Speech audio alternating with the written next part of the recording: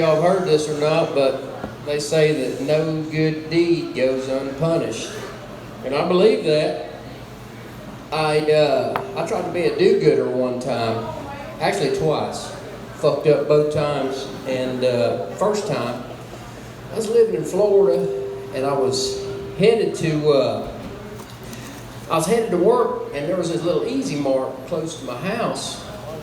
I stopped in that sumbitch to get me a can of Copenhagen and Coke before I headed out. There's this old boy named Keith. Now, Keith was about middle-aged, kind of scraggly looking. He sat over in a little rascal.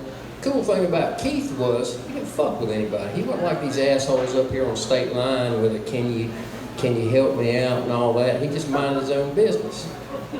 And I don't know if it was the good Lord, the Holy Spirit, or Satan that led me to Keith, but I said, I'm going to bless old Keith today. So I walked up there and introduced myself to Keith. I said, Keith, I'm Joe. Nice to meet you. I said, man, I feel like blessing you today. You need a box of chicken gizzards, maybe a Dr. Pepper, some Swisher Sweets. What do you need, player? And Keith said, I know your game, faggot. I said, excuse me? They said, yeah, you want to buy me an orange Shasta and touch my wiener and I ain't fucking having it. I said, Keith, I said, the reason you got half your fucking leg and sitting in that rascal's that fucking attitude, somebody sawed your fucking leg off. I said, I'm a coin flip away from rolling you to that fucking ant pile mound over there, setting the parking brake and pulling the fucking battery out of there. So that was my first attempt at being a do-gooder. My second attempt, I was rolling through Chick-fil-A one time, and now this ain't the Chick-fil-A we got out there at Richmond Road where if they're 250 cars deep, they get you out there in 2 minutes. This was old school. This is about 1990, and there was a little old lady in front of me, and she was at the little, you know how you get the menu, and then you pull up and you got the speaker where you order. Well, she was at the first one, there wasn't nobody in front of her. I pulled up behind her, gave her 1 minute, 2 minute, 3 minute, 4 minute. I thought, well shit, Joe, this poor old lady, she doesn't realize that she's got to pull up there to that speaker. I'm gonna be a do-gooder. Brrr, roll down the window. Ma'am, you do realize you got to pull up there to that next one before you order, don't you? Turned around and glared at me, and she goes, I know.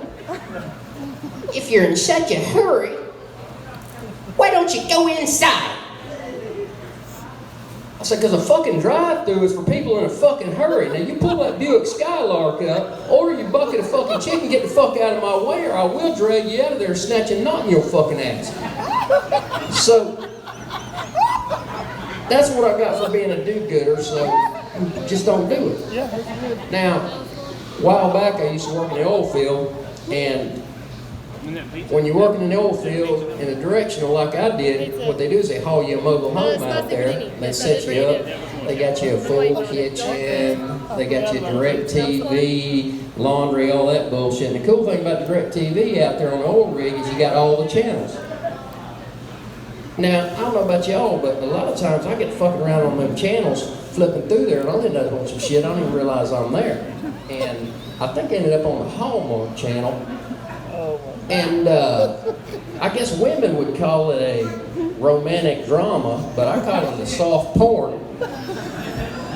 And I noticed that these Fabio-looking son of bitches on this thing, they would always pull some little small, subtle move on these women to get them hot as a firecracker. So I got my notepad out, I was taking notes, because my move is you drag your tongue across a woman's neck about 5 times, squeeze her titty. If she don't slap you, it's go time, right? So I thought, yeah, exactly. So I thought maybe, just maybe, I need to step my game up a little bit. So they was doing little Mickey Mouse bullshit, brushing their hair, touching their calf and shit. So I got all this shit wrote down. I said, when I get home to my wife, it's gonna be on. So I got home off that job, and me and my wife was watching some kind of program on TV. Now, this is back when we pretended like we liked the same shit on TV. Now we fucking a million little things, and I'm watching my own shit. But back then, we acted like we were still in love and cared about each other. And anyway, how we were situated on the couch, I couldn't get to her calf like I wanted to. So what I did was, I took my old foot and I drug it across her calf, and my old jagged toenail, and kind of dug into her calf muscle. And when we got the bleeding stopped, she wasn't in the mood anymore. So I was like, shit. So my wife said, I'm going to introduce you to a pedicure tomorrow. I said, all right, 10-4. So next day, we load up and we went to her favorite salon. Okay, now, let me tell you about something about my wife's favorite salon. That son of a bitch changes month to fucking month. But this particular month, it was somewhere over there by Ironwood, because I remember we had a beer or two and ate a sandwich before we went up there. And so we get situated in the nail salon. Now, fellas, I'm talking to y'all because I'm sure all the girls have had a pedicure. We go up in there, and they got these old high-back chairs, massage chairs, and then they got a little dish pan down there with jets. You put your feet in there, and they go to work on you. Well, I'm situated in there, and this old dude sits in front of me. I said, oh, shit. I said, look here, Mr. Miyagi. I said, I am not secure enough in my manhood to let you rub on my feet. And you know, he was fucking cool. He went off and he had a little girl, and she come up there and she went to work on my feet. Now, I thought they were just gonna trim my toenails and you know, maybe work on my feet a little bit. But anyway, that's what they did to start with. They trimmed my toenails, and then they got this little cheese grater out, and they went to work on my toes, and they got me all smooth as silk. And I thought I was done, but that's when the good part starts. They do this massage. So they wrap these hot towels around your legs, and then when they get that sumbitch off there, they got some shit that's kind of like Gojo with pumice. It's green. They start rubbing that sumbitch on there, right? Gojo. And then after that, they got some smooth-ass stones they rub up and down your leg. And them sumbitches feel good, too. And I really don't know how the fuck they get them hot, because I never heard them kick the microwave on one time while I was in there. So,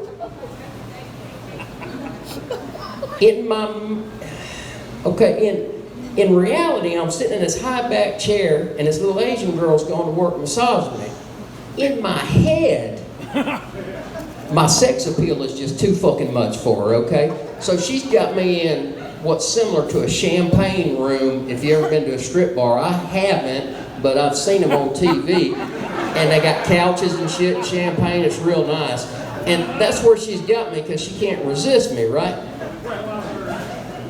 And then her mom comes in, and she's fucking topless, and amazingly enough, she's got some big old titties for an Asian girl. And I guess she worked at Fuji Kim's, because she had this big old bucket of chicken fried rice and some damn chopsticks, right? And luckily, she's feeding me with these chopsticks, because I don't know how to work chopsticks, right? So I'm in the middle of a sportsman's double in my mind. In reality, I'm just sitting in this fucking chair and she's rubbing on my legs. But in my mind, I'm back there in the champagne room. And just when I thought it couldn't get any better, right? Redbone, I'm close. I'm gonna get him close, right? Her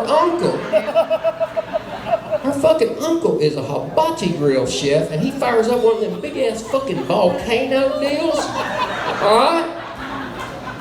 And I'm almost there, and my wife whacks the fuck out of me. She goes, what the fuck is wrong with you? She's whispering, right? Because that girl said, what? I said, what's wrong with me? What the fuck is wrong with you? She goes, what do you mean? I said, you just drugged me into a fucking lion's den. She said, lion's den? I said, you know I got a fetish for Asian girls.